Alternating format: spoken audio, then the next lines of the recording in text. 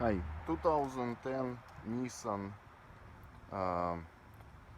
Altima engine block, drain plug location. This one is ready to go back in, clean it, use a tape.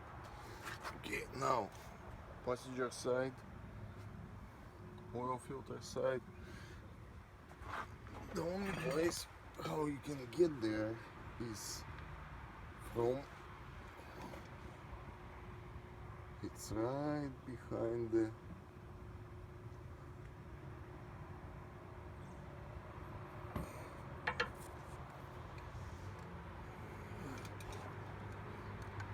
power steering pump.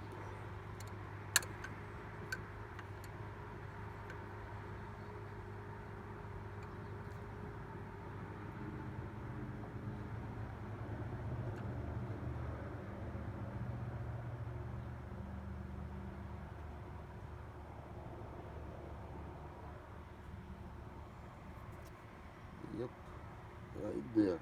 The only way you're gonna get there, go behind this hose, behind the wire. I've tried to go this way before, no, doesn't work.